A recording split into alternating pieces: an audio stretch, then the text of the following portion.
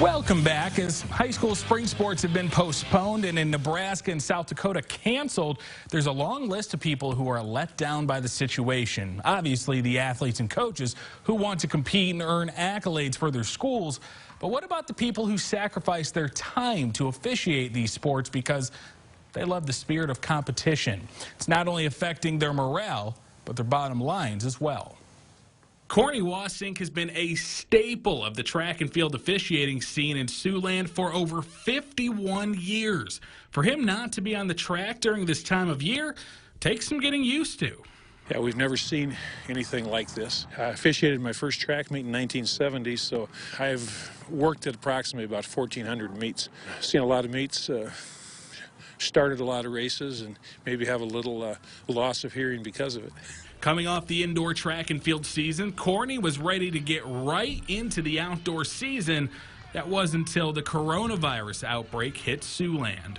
We were just done with the NEI Nationals up at SDSU. We had the Dickinson Relays, a big high school meet at UNI, and we heard some things.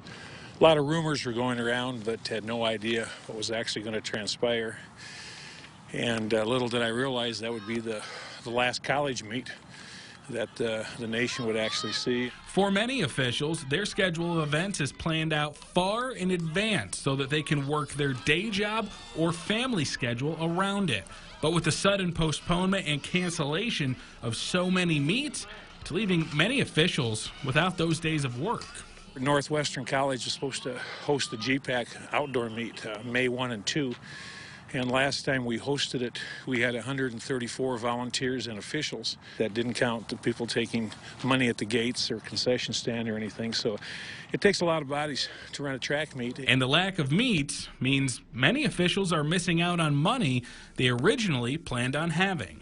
All of a sudden, I had 37 open dates on my mid-March to mid-May calendar that weren't there before. We don't do it for the money, but obviously the reimbursement for some of our expenses and time is important to us. I know my household, a part of my track money goes to the household budget, and the other part of it funds my other vice in life, which is walleye fishing. And so with no track income, I not only don't have the track mates, I'm limited in my walleye fishing too.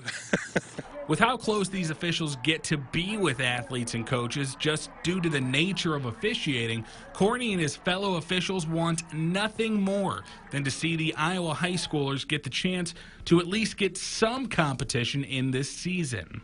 I'm hoping that we'd at least be able to have somewhat of an abbreviated schedule for the high school athletes that could possibly culminate in a state meet. And even though performances are likely to be down because the conditioning won't be there, it would give those high school athletes the opportunity to finish their track career, on the blue oval, which is a big thing for the Iowa kids.